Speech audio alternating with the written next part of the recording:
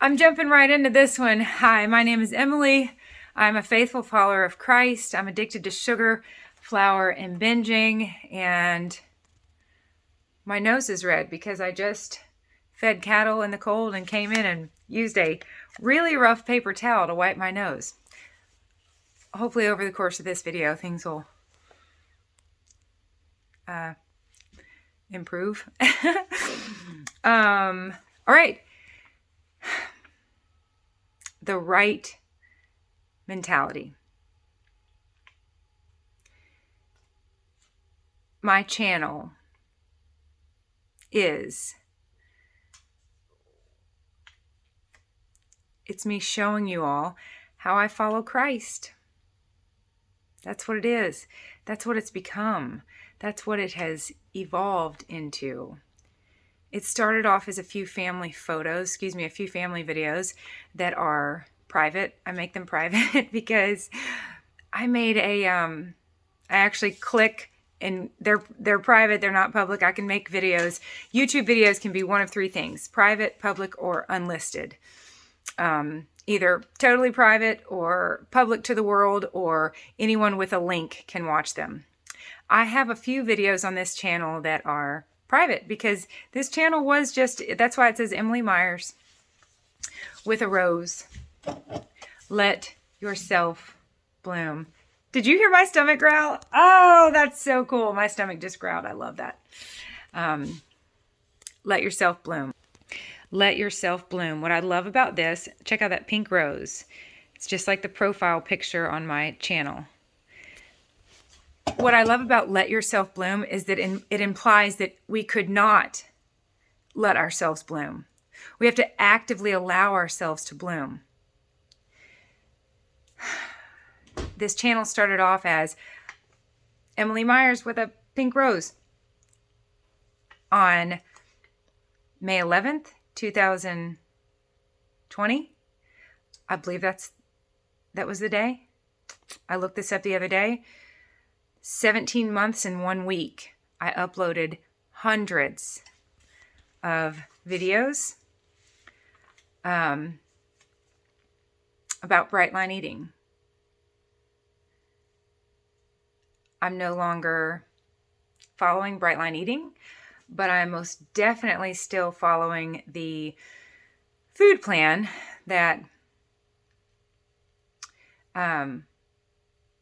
Susan Pierce Thompson included in her book, which, thank you, Cassie, originally came from Food Addicts Anonymous. So it's a weighed and measured food plan, which I love. And I spent thousands of dollars on LA weight loss years ago. And that's my mom and I did that and we loved it. And what we loved about it is that each meal had categories. You'd have a protein and a fruit and a this for breakfast. You'd have a protein and a vegetable and a this for lunch. Well, you could also weave into your day their chocolate bars that cost at least $2 a piece. Guess what? For me in this brain, that did not work because I'm addicted to sugar, flour, and binging. And I realized pretty quickly, this is a pricey, sophisticated form of the same thing, sugar. Having said that, that plan works well for me. I love hitting the categories and I love not clipping any of the food groups out of my diet. So this channel for the past year and a half, right around 17 or 18 months, has been my experience following both Jesus Christ and the Bright Line Eating Program. And I've asked God lately, what is it now? Oh my goodness. No rush. I don't have to get all that figured out. I did take off the trailer for this channel, and I will reword the explanation underneath the About tab, that this is now me sharing with you all my life following Jesus Christ. But it's more than that. It's you all traveling with me, and that's what this video is about. As we travel, we are going to run into all sorts of mentalities. Some we want to, I imagine, sort of walking right through and allowing them to become part of our MO. Others we want to get to and go, red flag, let's avoid that mentality.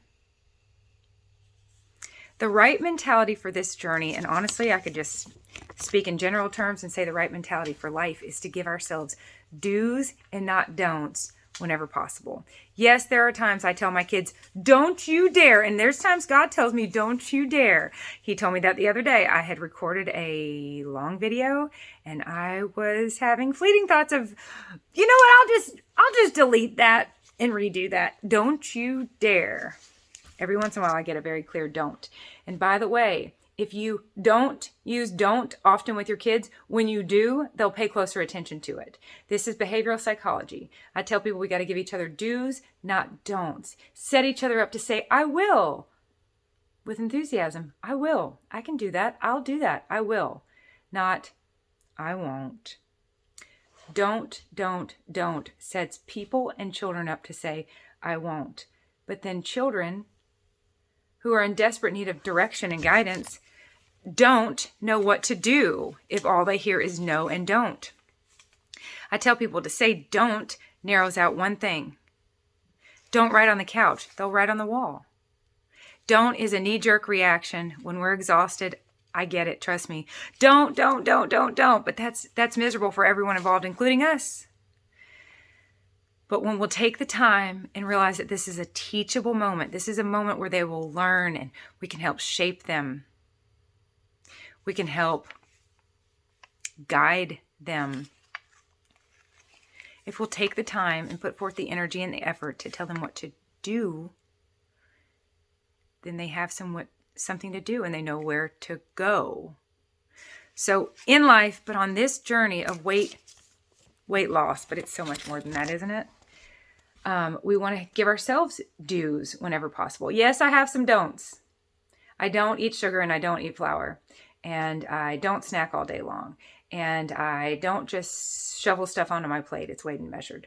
But in the midst of a handful of don'ts, what I want to do is keep this positive. This is positive behavioral psychology.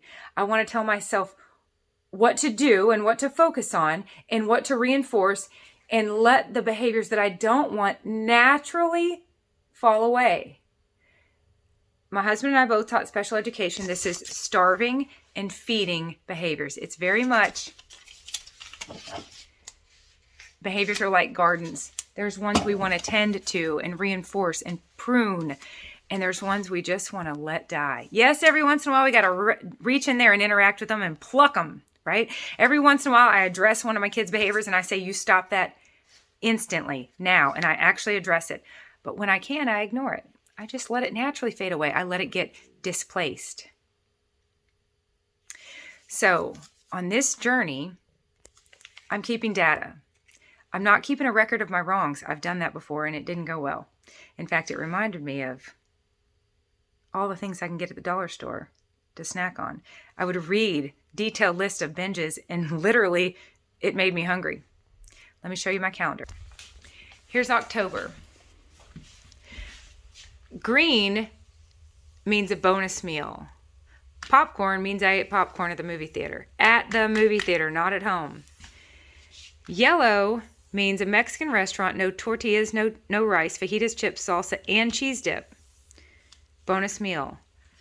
Pink means a no sugar, no flour, no binging date night with Greg. We'll probably see a pink square about once every 14 or 15 years.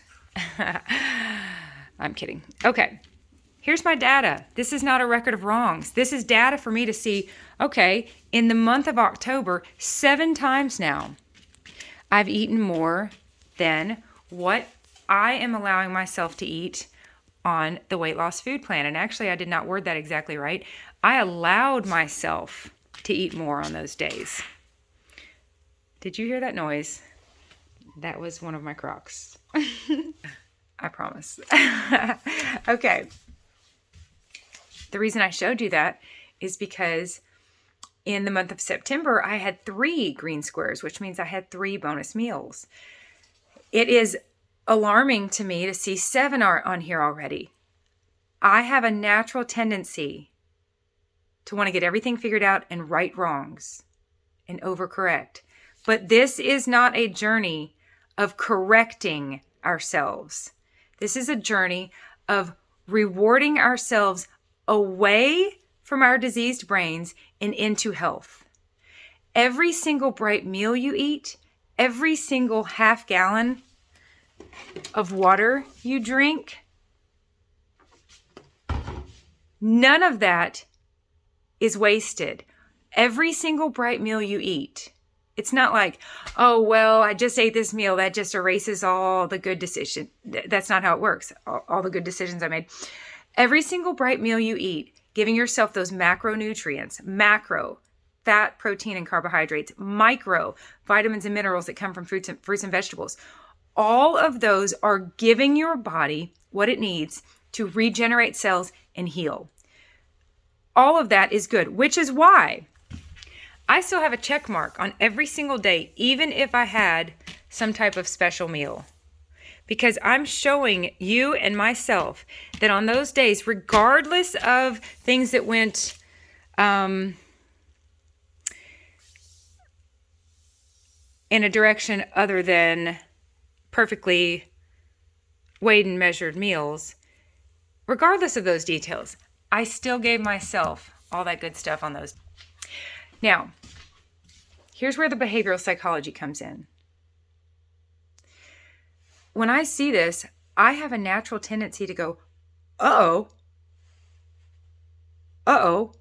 There's been 7 times now in the month of October that I've eaten beyond what my prescribed plan is to eat. Well, I got to be careful that I'm listening to him and being obedient to God and experiencing what he allows me to experience. One of the most important parts of my journey was my relapse in May, June, and July. Do I want to do that again? No. But what a gift that was that I experienced that. These meals on here are extra calories. And what I can honestly tell you is,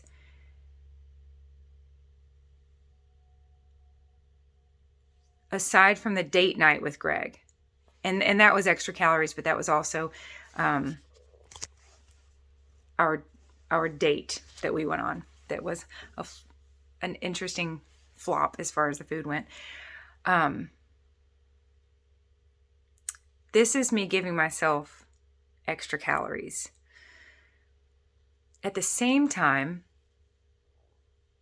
I want to continue giving myself give my body what it needs every single day, so that I don't get to the point where I need these yellow square or green square meals. Yesterday I had one. I left the house at 9:45 a.m. I ate my breakfast and I packed my lunch.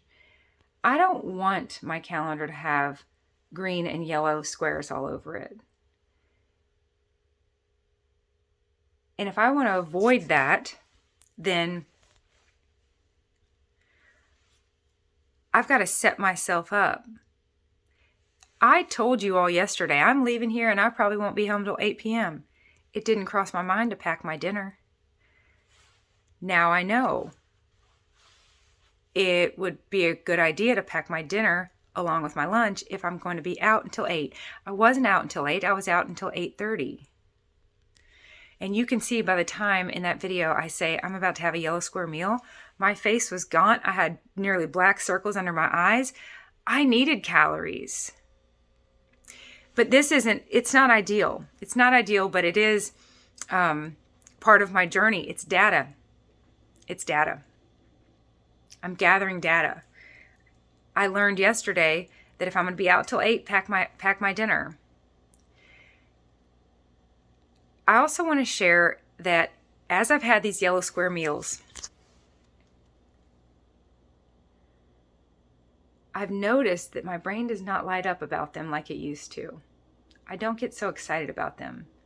They don't taste as good as they used to. They've become fuel. And that's what food is, fuel.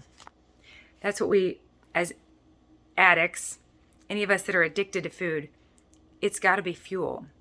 I had a very, very close friend of mine email me today. And she asked in the most loving and gracious way, are these Mexican food, are they becoming an issue for you, or are they a deterrent to keep you from completely falling off the wagon per se? I can definitely tell you that, and I've said this in my videos, better a yellow square meal than a go to hell day. So I can most definitely tell you that they have, I've used them in a very effective way to keep me from completely caving and binging and having to recover and falling off the wagon and relapsing. But exposure therapy is very, very effective. I've had enough of these yellow square meals now to, in a lot of ways, get my fill of them. Here's behavioral psychology. I will not tell myself no. I will not put the focus on those meals and tell myself, no, no, no, you can't have those. What I will tell myself is, I'd much rather see a string of purple check marks. And now that I've increased protein in my diet, I'm back on the water. You'll see me, if you watched yesterday's video. Yesterday I was moving along at a very steady clip, and I believe it's because I've been pacing the water again. I'm staying hydrated. It's like oil for your vehicle. With no oil, it cannot function. I want my focus to be on what I want. And what I want is freedom, peace and freedom around food, sobriety. I want my focus on Jesus. Hebrews 12:2. Let us keep our eyes fixed on Jesus.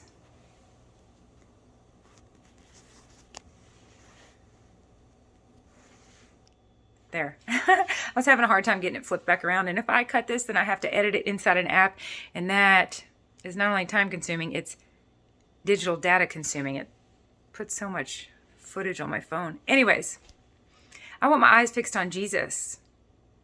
And I have a hard time keeping my eyes fixed on him when I'm in the throes of my addiction. Even to such a lesser degree, my binges have certainly evolved. Oh my goodness. I used to think if you took and I saw a show that did this. If you took a clear cylinder and filled it with everything you ate throughout the day, I'd like to look at that and see some order. I'd like to look at that and have it make sense. My binges, it was my illness. It's this disease. I have no shame around it. And I'm fascinated by it. I would go from salty to sweet and eat and eat and eat until the pain, the emotional and the physical pain, got bad enough to stop. I didn't have an internal stopping point. My stopping point was when the pain became unbearable. This is why I use a measured food plan to give me a stopping point, to give this brain of mine a stopping point. I have a video called I Am a Labrador. I want my eyes fixed on Jesus. And I'm better able to stay focused on him when I've got other things in my life in order, including my food. So what I'll do is focus on what I want. And what I want is lots of purple check marks. And I believe that as I continue eating these bright meals and my brain heals more and more, and I start to learn that there's so much more to experience than sugar, flour, and binging, that's what I want. I want to experience that. I have a video called More Than Sober. Sobriety is not the goal. Sobriety is the bridge to get us into our Jeremiah 29:11 and our Habakkuk 1:5. That's what I want. God tells us in Habakkuk, if you knew the plans I have for you, if I were to tell you, he's basically saying you wouldn't even believe me. You can't even imagine it. And we literally can't. We cannot fathom what we haven't experienced. And I want to experience more. There's a fly. I want to experience more than sugar, flour, and binging. Even like I said, if it's to the point where it's a little tiny mini binge. That's why thank you, dear friend that emailed me. That's why these Mexican meals have certainly been a red flag for me, and I've been in much prayer about it.